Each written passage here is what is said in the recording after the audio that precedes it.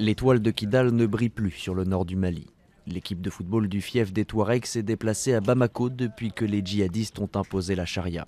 Pris en tenaille entre les mouvements armés au nord et la crainte de représailles aveugles au sud, les Touaregs ont massivement fui le Mali. Pourtant, l'entraîneur du club, Ali Agelkebiche, se sent en sécurité dans la capitale. Non, moi je circule à Bamako très librement et je n'ai jamais eu de problème. Je connais les familles Touareg ici qui ont été protégées par les Noirs qui se trouvent dans les alentours de leur famille.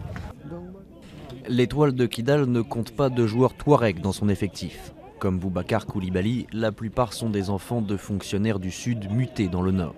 Après des années passées à Kidal, ils disent partager la souffrance des Touaregs. Vraiment, ça me fera beaucoup plaisir de retourner à Kidal là-bas. Parce que vraiment, pratiquement, j'ai vécu toute ma vie là-bas. Donc il faut que je retourne pour au moins je dois être reconnaissant à la région. Sidi Oulbania, lui, est beaucoup moins serein. Le président de la jeunesse arabe du Mali dénonce les intrusions dans les familles et les vols perpétrés par des hommes en uniforme. Des hommes armés que je ne veux pas nommer rentrent de famille en famille. Et surtout les familles des peaux blanches, des Arabes. Plus de 12 familles. Des gens sont rentrés pour supposer qu'ils cherchent des armes. Après, quand ils voient qu'il n'y a pas d'armes, ils prennent ce qu'ils ont envie de prendre. Les gens sont partis parce qu'ils avaient peur pour leur vie. Ils sont partis, ils sont dans des camps de réfugiés, dans des situations, dans des conditions inimaginables. Mais ils préfèrent cela qu'aujourd'hui venir se mettre en danger, en insécurité.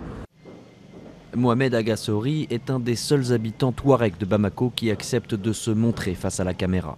Pour éviter l'amalgame, ce natif de Kidal choisit la parole plutôt que le silence.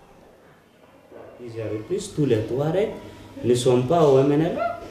Le MNLA n'est pas le représentant légitime de la communauté Touareg. Vraiment, il faut qu'on aille vers une solution politique durable.